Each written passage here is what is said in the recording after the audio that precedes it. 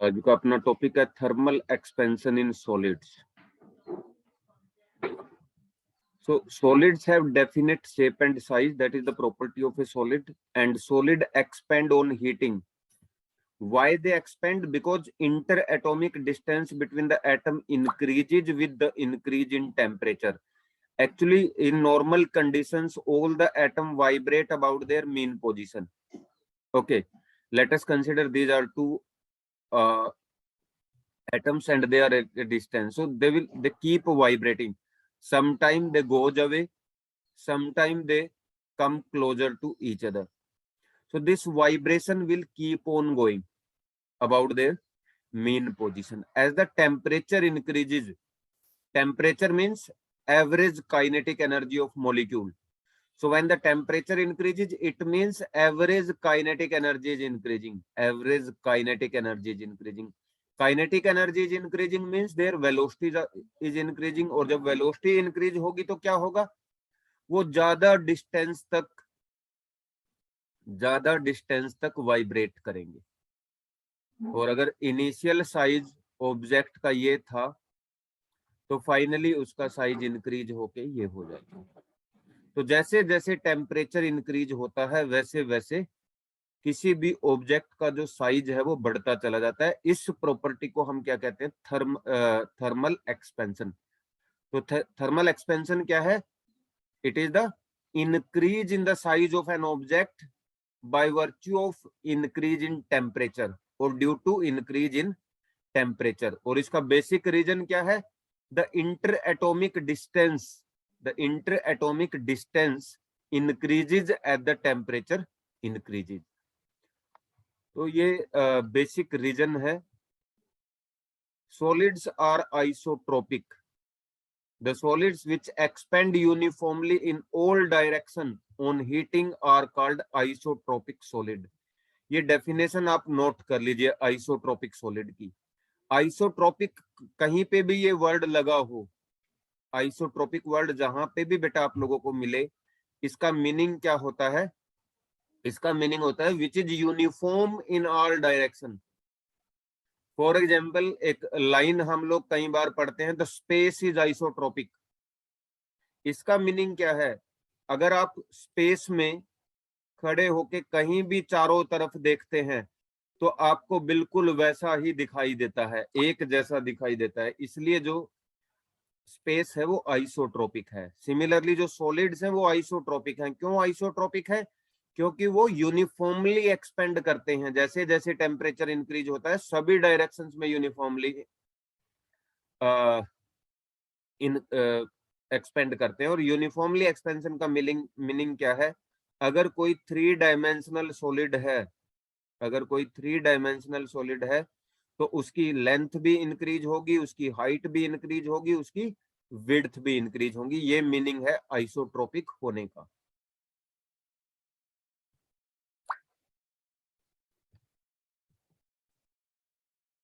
For example, ये एक ball है और ये एक रिंग है. ये बॉल रिंग के अंदर से जब हम निकालते हैं तो नहीं निकल पाती है. ठीक है, ये फॉल्टी एक्सपेंशन है जब इस तरह का एक्सपेंशन होता है. तो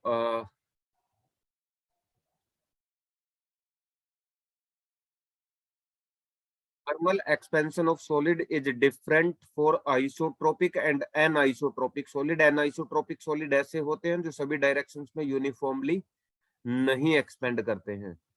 metals amorphous solid like glass are example of isotropic solid. जितनी भी आपकी मेटल्स हैं और ग्लास है.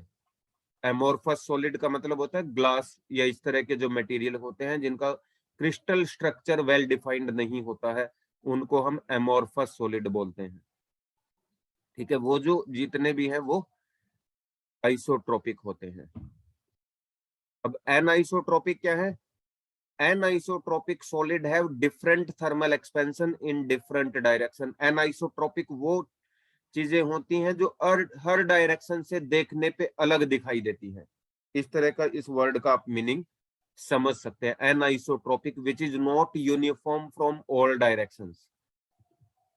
इस तरह के सॉलिड जिनमें लेंथ हो सकता है ज्यादा बढ़ जाए उसी रेशियो में हाइट और ब्रेड्थ ना बढ़ पाए। ठीक है, इसके एग्जाम्पल हैं क्रिस्टियाना, क्रिस्टियाना मीन्स CaCO3, कैल्शियम कार्बोनेट और galena.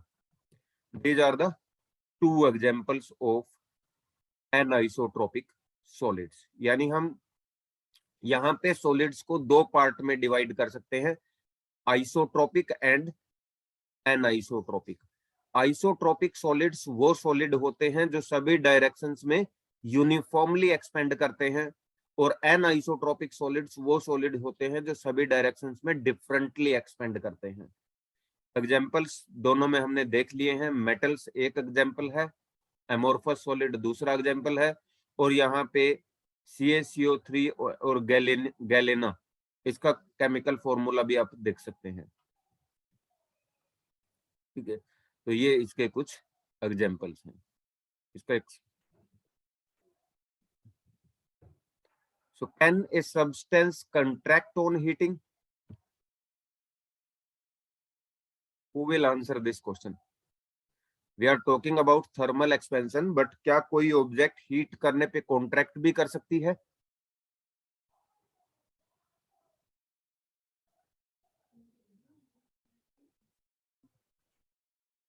Yes, sir. Example?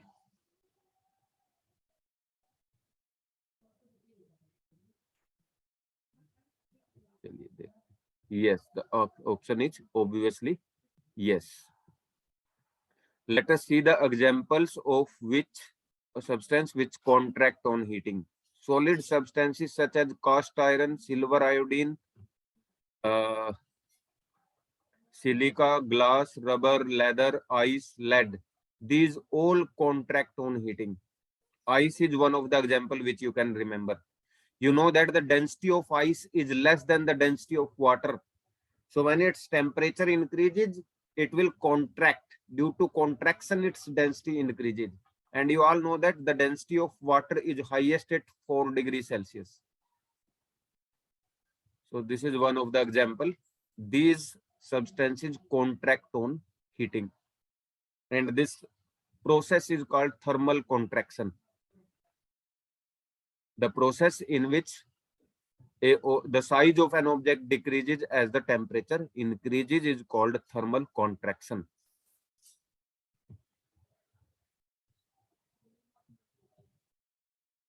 The molecule poses both kinetic and potential energy. So the kinetic energy and potential energy of molecule increases when the body is heated. Now we are discussing the molecular regions. The increase in kinetic energy may be in translatory kinetic energy, it may be in vibratory kinetic energy, or it may be in rotatory kinetic energy. जब हम कह रहे हैं कि kinetic energy बढ़ गई है, तो वो तीनों में से कोई एक भी बढ़ सकती है, तीनों भी बढ़ सकती हैं। ठीक है, ट्रांसलेटरी भी बढ़ सकती है, वाइब्रेटरी भी बढ़ सकती है, रोटेटरी भी बढ़ सकती है। In solid, the increase in kinetic energy is in the vibratory kinetic energy and rotatory kinetic energy. Solids में ये रोटेटरी एंड वाइब्रेटरी ज्यादा होते हैं, ट्रांसलेटरी बहुत ज्यादा नहीं होते हैं, जबकि लिक्विड्स के केस में ट्रांसलेटरी होता है।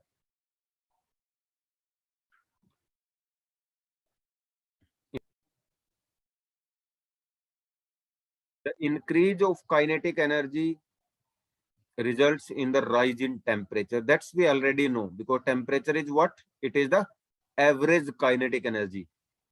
जब काइनेटिक इंटरप्रिटेशन की बात हम लोगों ने की थी, तो वो क्या कह रहा था कि टेम्परेचर क्या है? एवरेज काइनेटिक एनर्जी है। तो टेम्परेचर बढ़ेगा मींस एवरेज काइनेटिक एनर्जी बढ़ेगी, या वाइस वर्सा भी आप बोल सकते हैं कि जब एवरेज काइनेटिक एनर्जी बढ़ेगी तो टेम्परेचर भी इंक्रीज होगा।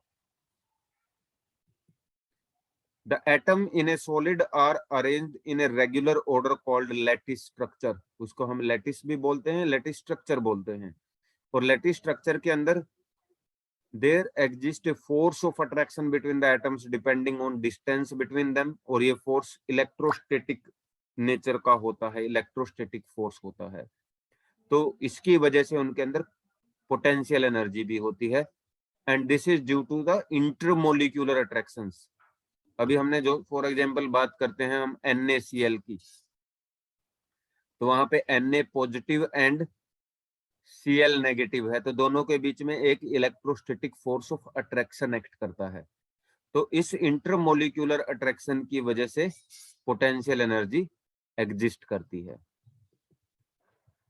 At a particular distance of separation, the force of attraction is maximum, imparting minimum potential energy and acquires stability.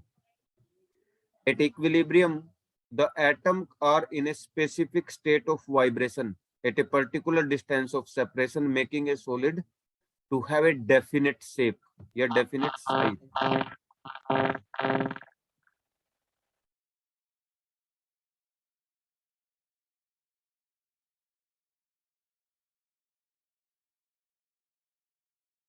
तो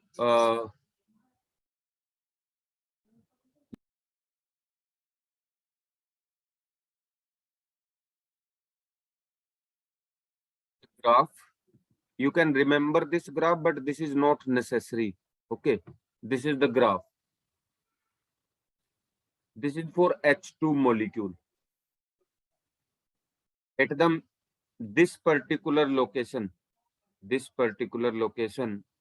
the potential energy is maximum negative. Maximum negative means you can say minimum. And when potential energy is minimum, it means maximum stability. अगर इससे ज्यादा की distances हैं या इससे कम की distances हैं, तो क्रिस्टल जो होता है, जो एटम होता है, वो सॉरी मॉलिक्यूल जो होता है वो स्टेबल नहीं होता है। इस ग्राफ को आप लोग याद रख सकते हैं।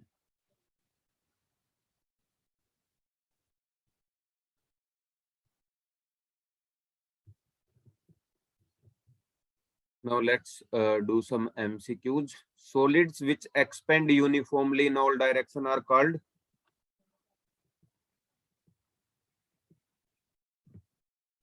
Which one is the right answer? Isotropic. So option B will be right. Dash are examples of solid which contract on heating.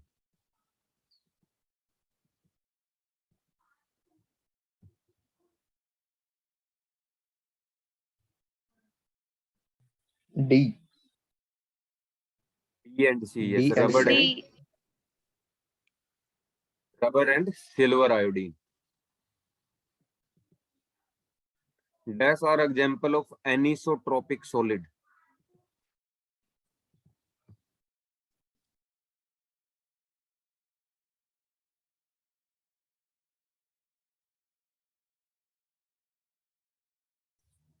So again the answer is D. Galena and crystalline CaCO3. Next we are talking about coefficient of linear expansion. So I had already discussed that thermal expansion is of 3 types.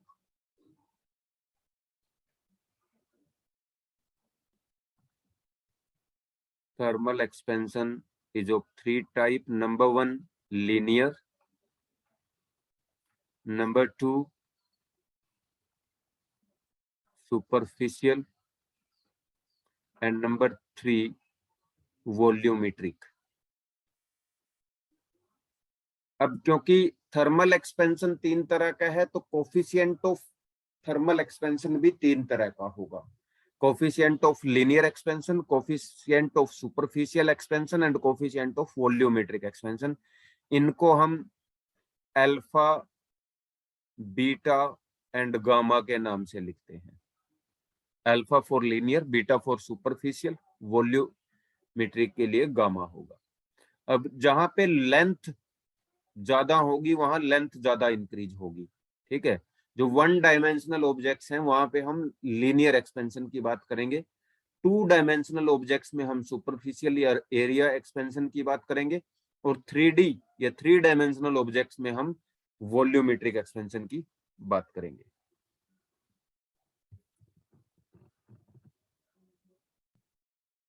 When a solid is heated, the increase in length is called linear expansion. तो जब length बढ़ती है तो उसको हम linear expansion कहते हैं। The ratio of increase in length in a solid per degree Celsius rise in temperature to its original length is called coefficient of linear expansion. ये कोफिशिएंट ऑफ लीनियर एक्सपेंशन की definition है, इसको अच्छे से note down कर लीजिए।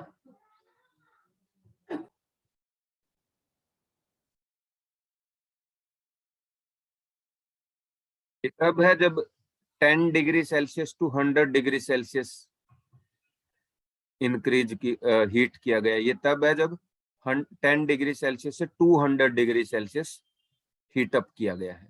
दोनों cases में अलग अलग है, दो अलग अलग रोड हैं, रोड ए रोड बी।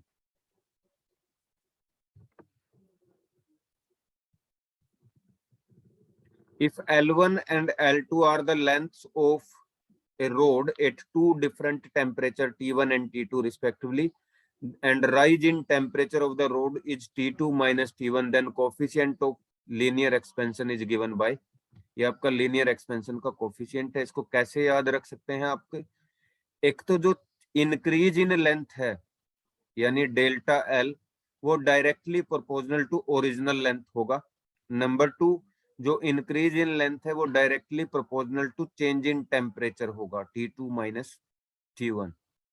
जब इन दोनों फैक्ट्स को आप मिक्स करेंगे, जब इन दोनों फैक्ट्स को मिक्स करेंगे तो आपका बन जाएगा delta L is proportional to L into T2 minus T1। और जब भी हम प्रोपोर्शनैलिटी साइन हटाते हैं तो इक्वल साइन इंसर्ट करते हैं तो कांस्टेंट इंसर्ट होता है, तो ये हो जाएगा delta L is equal to alpha L into T2 minus T1। अब यहां से आप ये फॉर्मूला निकाल सकते हैं। अब यहाँ पे डेल्टा एल जो है हमारा वो L2 माइनस L1 है, और ये जो L1 है ये L के बराबर है। यहां से आपकी ये डेरिवेशन हुई है।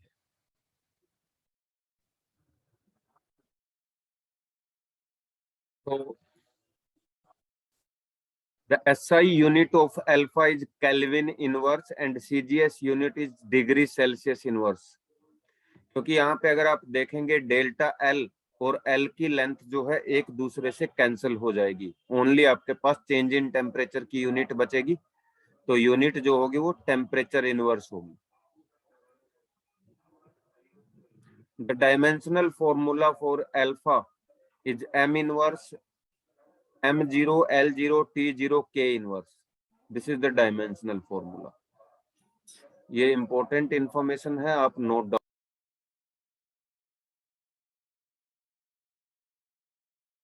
Coefficient of linear expansion of solid depend on the nature of the material and scale of temperature. For iron, alpha is equal to 12 into 10 raised to power minus 6. For copper, this is 17 into 10 raised to power minus 6. For brass, it is 18 into 10 raised to power minus 6. ये data note down रखने की कोई जरूरत नहीं है, ये आपके numericals में बहुत बार दिया होता है। The linear expansion of solid depend on three factors: its original length, the nature of the material, and change in temperature. These are the three main factors on which the linear expansion depends.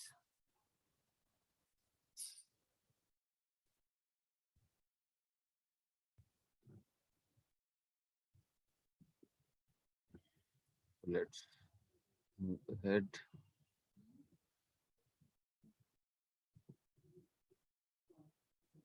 ये change in length निकालने के लिए formula है। अगर आपको कई बार final temperature निकालना है तो ये फॉर्मूला, ये तीन फॉर्मूले आपके यहाँ पे बनते हैं, एक फाइनल लेंथ निकालने का, एक चेंज इन लेंथ निकालने के लिए, और एक फाइनल टेम्परेचर निकालने के लिए। तो तीन तरह के न्यूमेरिकल यहाँ से पूछे जा सकते हैं। एक कई बार आपको ओरिजिनल लेंथ दी होगी, चेंज इन टेम्परेचर दिया होगा और अल्फा की वैल्यू दी होगी, और फाइनल लेंथ आपको निकालनी होगी। दूसरा, आपको अल्फा, ओरिजिनल लेंथ और चेंज इन टेम्परेचर दिया होगा, या इनिशियल फाइनल टेम्परेचर दिए होंगे, आपको चेंज इन लेंथ निकालना होगा।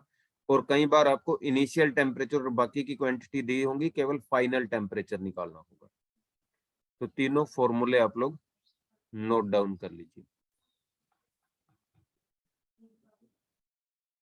Let's do some numerical. और question, substance having very small coefficient of linear expansion is, कौन से सब्सटेंस की लीनियर एक्सपेंशन सबसे स्मॉल है? अभी हमने 3 का डाटा देखा था, तो इनमें जो है इनवर शायद आपका आंसर आएगा। ये सबसे कम एक्सपेंड होता है, और ये एक रीजन भी है कि जो आपके घड़ियों में पेंडुलम लगाए जाते थे पहले, वो इनवर के बनाए जाते थे। ये क्वेश्चन बहुत बार पूछा जाता है, why the pendulum of a clock are made up of invar. तो रीजन क्या है? They have very small coefficient of thermal expansion, और कोफिशिएंट ऑफ थर्मल एक्सपेंशन जितना छोटा होगा, चेंज में लेंथ उतना लेंथ में चेंज उतना कम होगा, और वो ऑब्जेक्ट उतना कम लेंथ वेरी करेगी। इसका मतलब क्या है कि जो घड़ी का पेंडुलम है, अगर उसकी लेंथ बढ़ जाती है तो घड़ी का टाइम गलत हो जाता है। ठीक है, तो उसको करेक्ट रखने के लिए जरूरी है कि उसकी लेंथ में बहुत ज्यादा चेंज ना हो। पुराने टाइम में आप लोगों ने देखा होगा, जो घड़ियां थी वो सर्दियों में और गर्मियों में उनका अलग अलग टाइमिंग हो जाता था ना, तो वो इसीलिए होता था कि वो मेटल्स की बनी होती थी। A thick glass tumbler gets crack when boiling water is poured into it because of, क्यों टूट जाता है? जो कांच का गिलास होता है, जब उसके अंदर गर्म पानी डालते हैं तो क्यों टूट जाता है?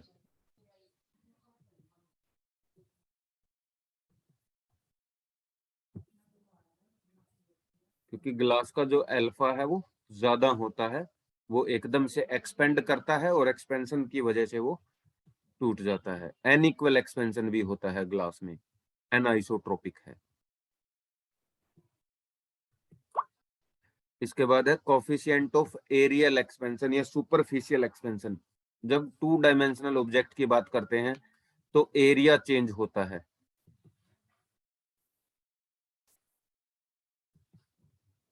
It is defined as the increase in area of a solid per unit original area per unit rise in temperature. तो यहाँ पे हम ओनली एरिया की बात करेंगे।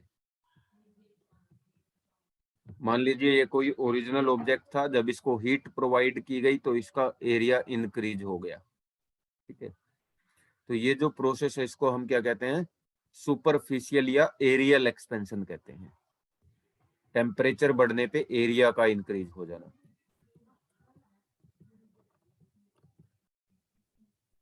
तो अगेन हम A1 और A2 दो एरिया ले लेते हैं जो अलग अलग टेम्परेचर पे हैं। तो कोफिशिएंट ऑफ जो एरियल एक्सपेंशन है वो इस तरह से मिलेगा। जो हमारी डेरिवेशन है वो सेम है। Change in area A2 minus A1 is directly proportional to original area. Change in area is directly proportional to change in temperature. दोनों को कंबाइन करेंगे तो चेंज इन एरिया जो है वो प्रोपोर्शनल होगा A1 इंटू डेल्टा टी के। और जब भी आप प्रोपोर्शनलिटी साइन हटाएंगे तो एक कोफिशिएंट इंसर्ट होगा, और वो इस बार होगा beta into A1 into delta T. और फिर इसको जब आप रीअरेंज करेंगे तो आपको ये फॉर्मूला मिल जाएगा।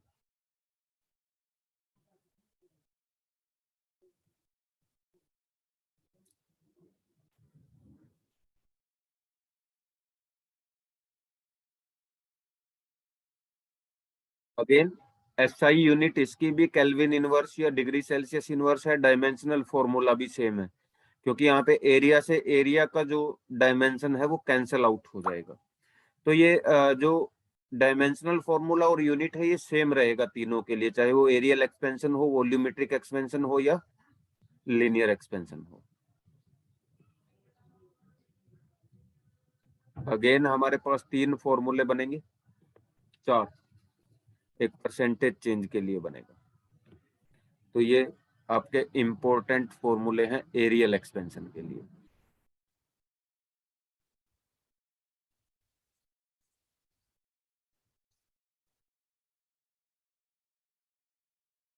Diameter of a metal ring is d and the coefficient of areal expansion is beta.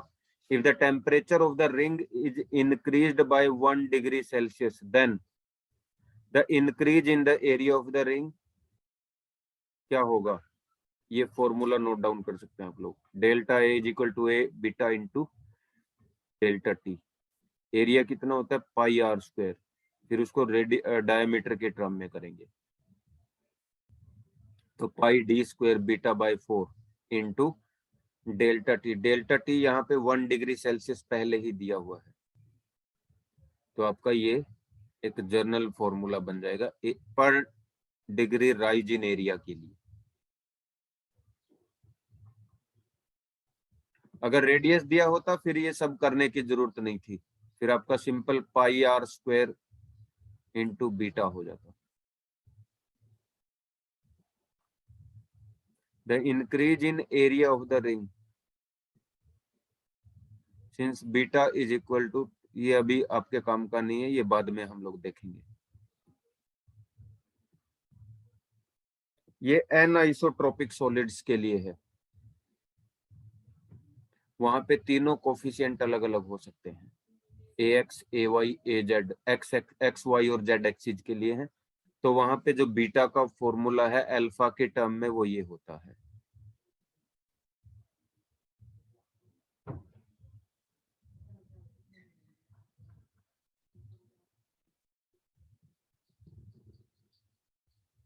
और आइसोट्रोपिक सॉलिड्स के लिए beta is equal to 2 alpha होता है।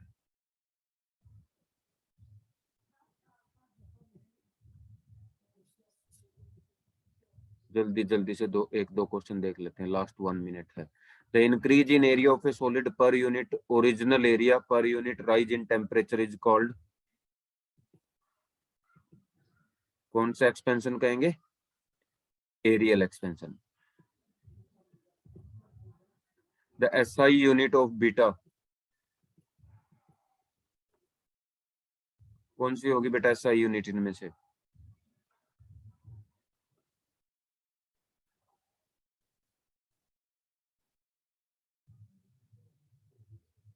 Kelvin inverse.